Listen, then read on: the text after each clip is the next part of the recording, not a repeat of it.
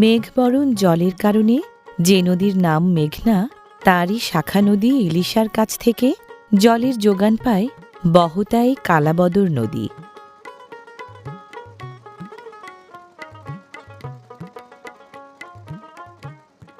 জোয়ারের সময় খরস্রোতা হয়ে ওঠায় নদী লোয়ার মেঘনার বয়ে আনা পানি তেতুলিয়া নদীতে সঁপে দেওয়ার আগে চলার পথে পানি নিয়েছে গজারিয়া ও মাসকাটা নদীর কাছ থেকে, আর পানি দিয়েছে বুখাইনগর ও নেহালগঞ্জ রংমাটিয়া নদীতে।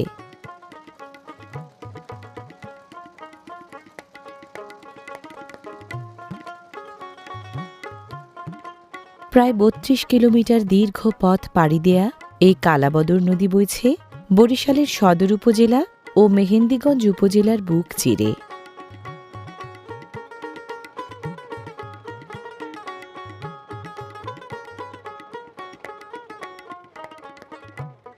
সাদাবকসহ নানা প্রজাতির স্থানীয় ও পরিযায়ী পাখিদের ঝাঁক বেঁধে ওড়াউড়ি ও মাছ শিকারের জন্য কালাবদর নদীর বুক দারুণ এক অভয় আশ্রম।